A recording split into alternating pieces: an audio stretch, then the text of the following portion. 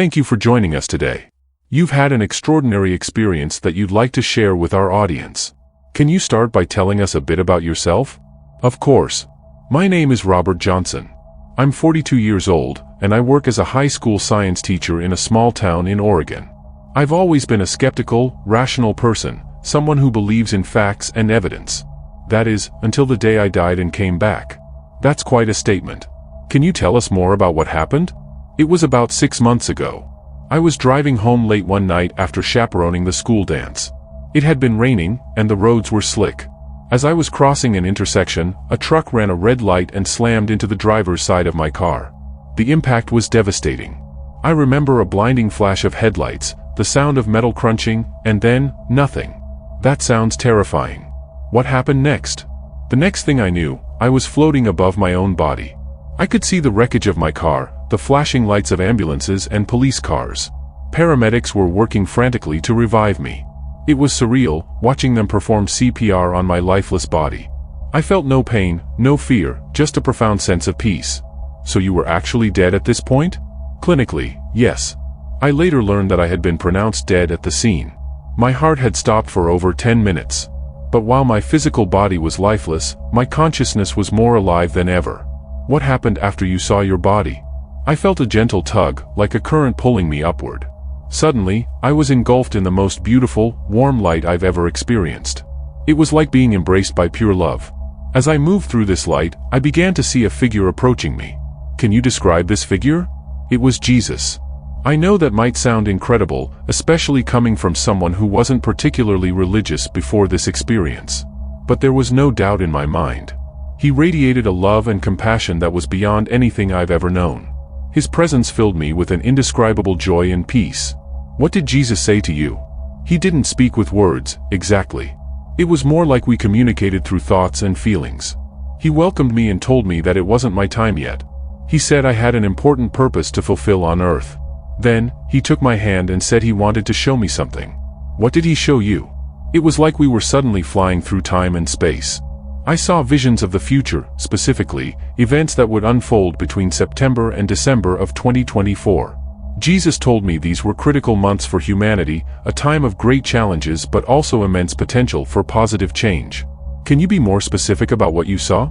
I saw a series of natural disasters, earthquakes, hurricanes, and floods, occurring in rapid succession around the world. These events seemed to be linked to climate change, and they caused widespread devastation.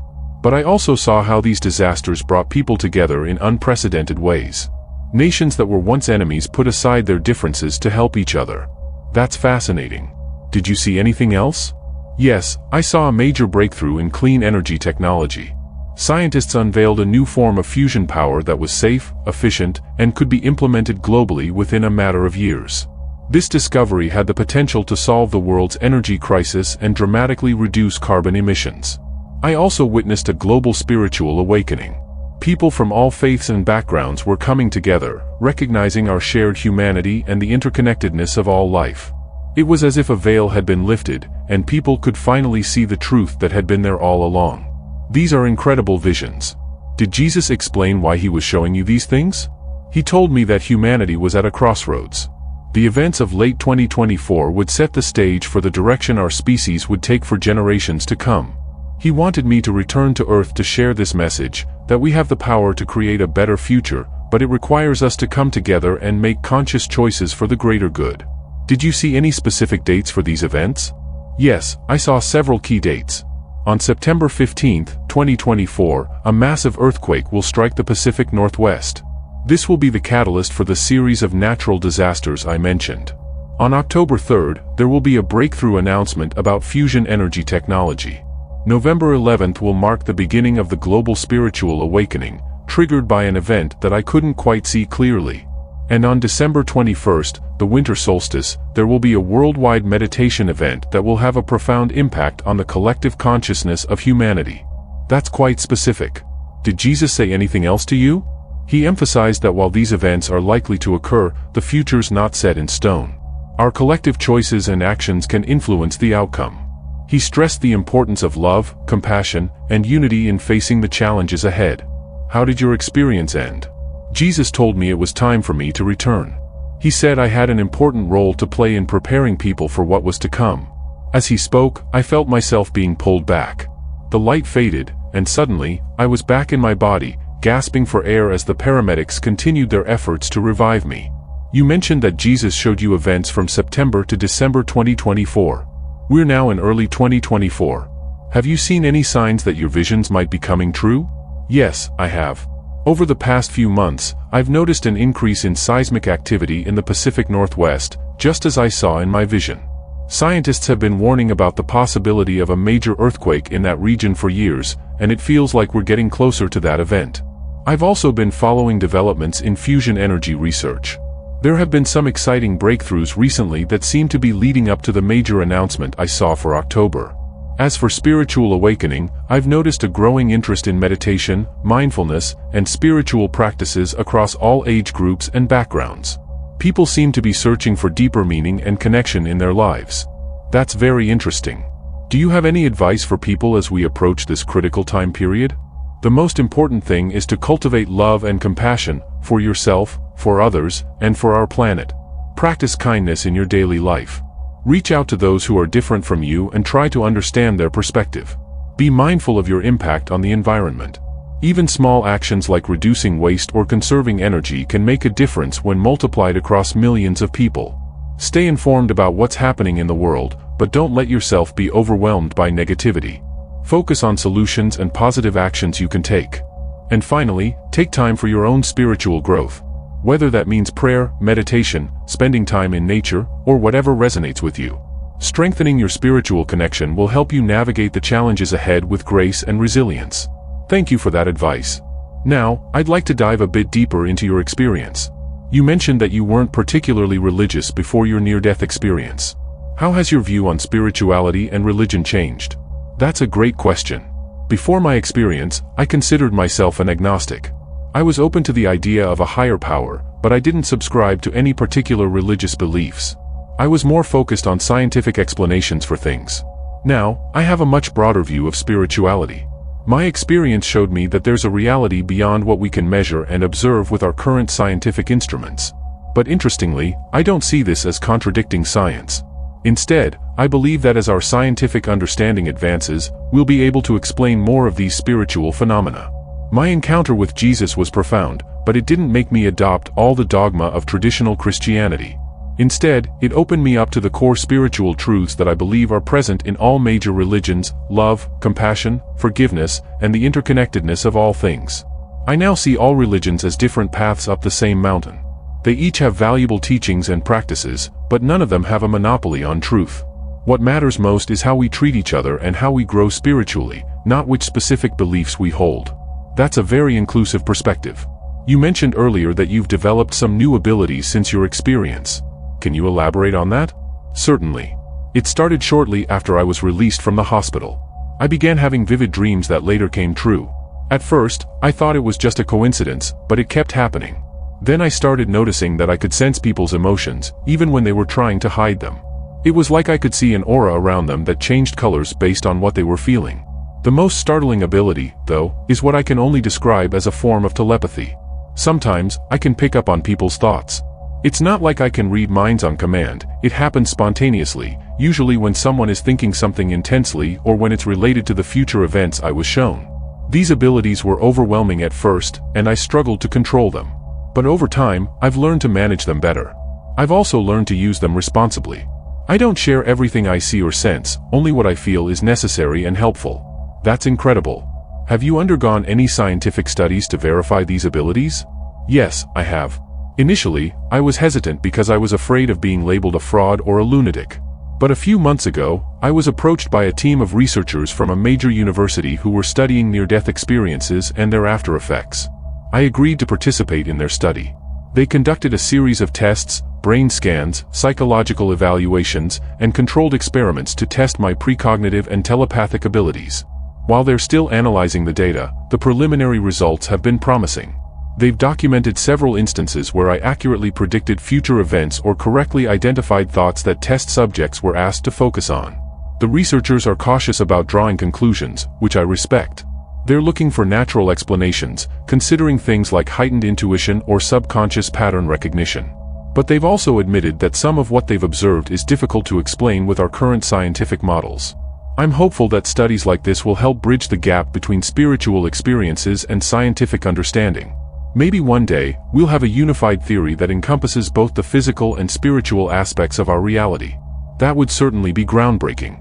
Now, let's go back to the future events you witnessed. You mentioned a series of natural disasters. Are you concerned about causing panic by sharing this information? That's something I've struggled with a lot. I don't want to cause fear or panic, but I also feel a responsibility to share what I was shown. The way Jesus presented these events to me, they weren't meant to be seen as punishment or the end of the world. Rather, they're catalysts for positive change. The message I'm trying to convey is one of preparation and unity. Yes, there will be challenges ahead, but if we come together and support each other, we can not only survive these events but use them as an opportunity to create a better world. I always emphasize that the future isn't set in stone. Our actions now can mitigate the impact of these disasters.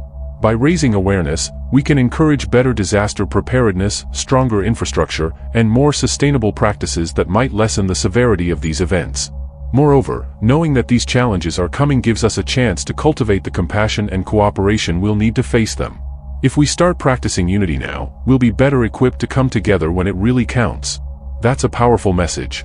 You also mentioned a global spiritual awakening. Can you tell us more about what that looks like? What I saw was a profound shift in human consciousness. It's not tied to any one religion or belief system. Rather, it's a collective realization of our interconnectedness, with each other and with the planet. I saw people from all walks of life experiencing a sort of awakening. It was as if a veil was lifted, allowing them to see beyond the illusions of separation and materialism that have dominated our societies for so long. This awakening manifests in various ways. For some, it's a deepening of their existing faith.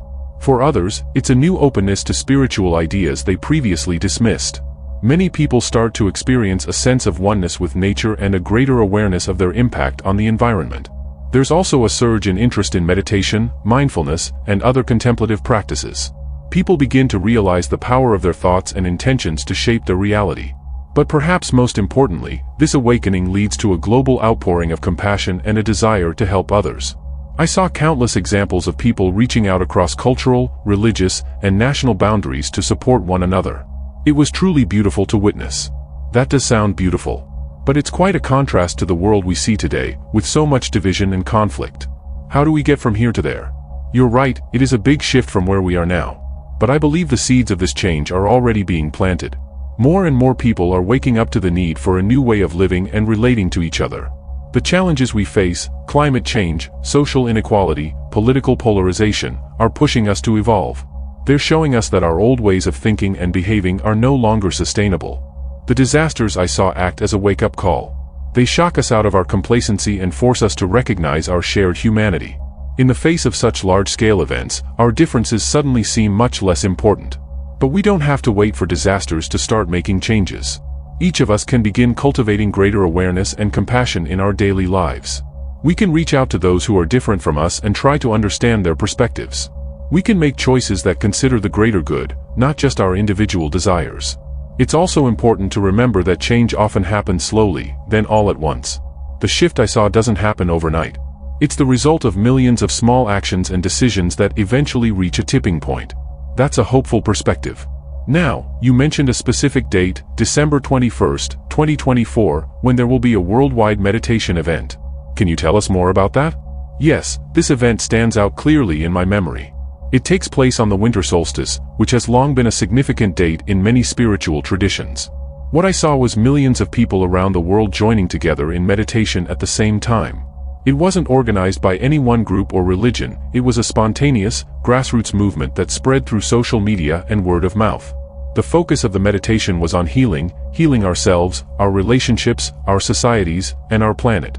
As these millions of people directed their intention and energy towards healing, I saw a visible shift in the world's energy field. It was as if a wave of light and love washed over the planet. The effects of this meditation were both immediate and long-lasting. In the short term, I saw reports of reduced crime rates, fewer accidents, and even some spontaneous healings in the days following the event. But the long-term effects were even more profound. This shared experience seemed to accelerate the spiritual awakening that was already underway. People who participated in the meditation reported feeling more connected to each other and to the earth. Many described a sense of purpose and clarity that they hadn't felt before. In the months and years that followed, I saw this event referenced as a turning point in human history. It demonstrated the power of collective consciousness and inspired similar events on a regular basis. That's fascinating. It sounds like 2024 is going to be a pivotal year. Did you see anything beyond that? Yes, I did. While the focus was primarily on the events of late 2024, I was given glimpses of the years that followed. What I saw was a world in transformation. In the wake of the natural disasters and the spiritual awakening, there was a massive shift in priorities globally. I saw nations coming together to address climate change in ways that had previously seemed impossible. There were breakthroughs in renewable energy, reforestation efforts on a scale we've never seen before, and innovative solutions for cleaning our oceans. I also saw a revolution in our economic systems. The old model of relentless growth at any cost was giving way to new paradigms that valued sustainability, well-being, and equality. There was a global movement towards universal basic income, which freed people to pursue their passions and contribute to society in meaningful ways. In the field of health and medicine, I witnessed incredible advancements. The fusion of Western medicine with ancient healing practices led to holistic treatments that addressed not just physical symptoms, but the root emotional and spiritual causes of illness. Education systems were also transforming. There was a move away from standardized testing and rote memorization towards methods that cultivated creativity, emotional intelligence, and practical life skills. Meditation and mindfulness practices became a standard part of school curricula worldwide. Perhaps most importantly, I saw a shift in how we relate to each other. There was a global emphasis on empathy, compassion, and understanding. Conflict resolution skills were taught from an early age, leading to a significant reduction in violence and war. That sounds like a utopian vision. Do you really believe all of this is possible? I understand why it might sound utopian. If someone had described this future to me before my near-death experience, I probably would have been skeptical too. But what I saw wasn't a perfect world without challenges. There were still problems to solve and obstacles to overcome. What changed was our approach to these challenges. Instead of reacting with fear, greed, or aggression, humanity learned to respond with wisdom, compassion, and cooperation. We started to see ourselves as one global family rather than competing tribes or nations. I believe this future is possible because I saw that it stems from a change in consciousness, not just external circumstances. As more and more people awaken to their true nature and their connection to all life, their actions naturally begin to align with the highest good for all. But you're right to question it. This future isn't guaranteed. It's a potential that we have the opportunity to realize. That's why I feel so compelled to share what I've seen.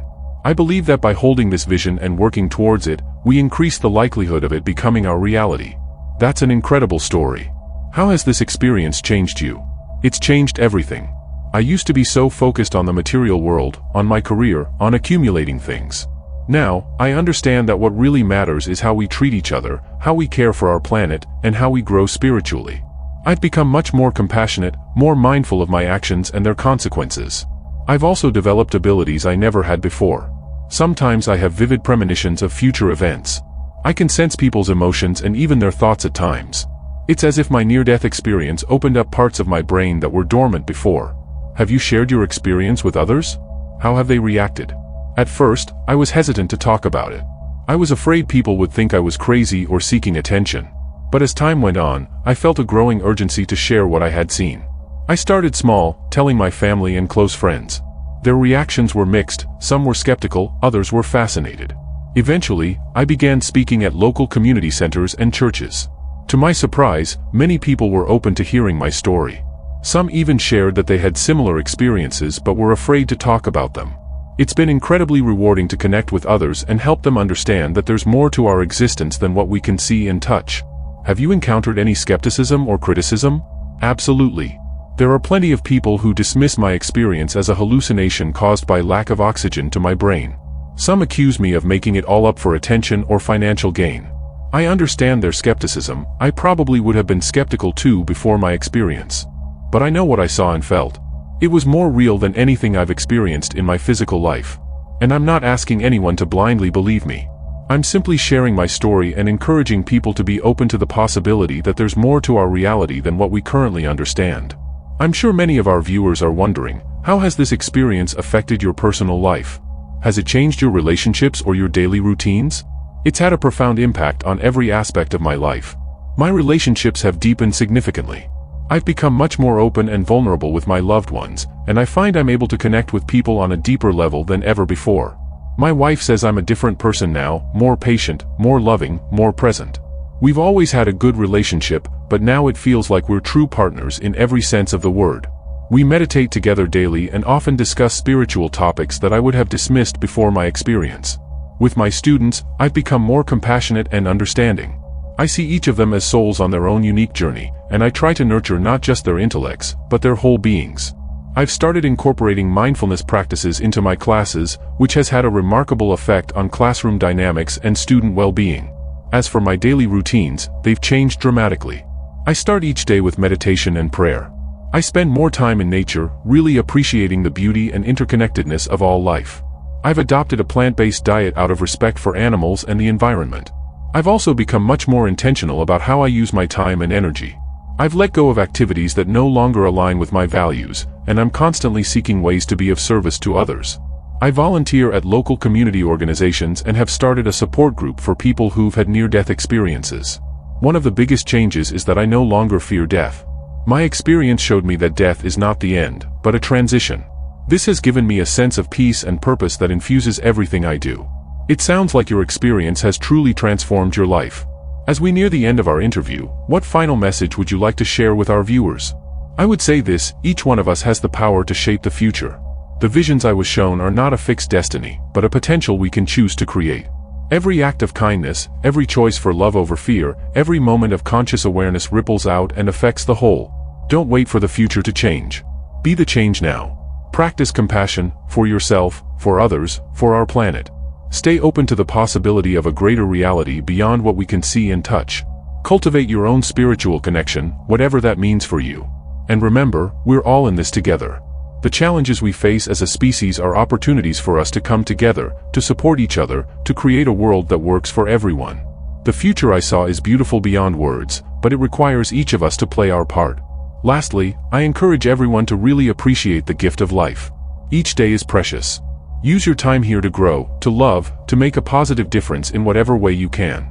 Trust that there's a greater purpose unfolding, even when we can't see it. Thank you, Robert, for sharing your extraordinary experience with us. I'm sure our viewers have been deeply moved by your story. Thank you for giving me the opportunity to share. I hope that my experience can bring hope and inspiration to others.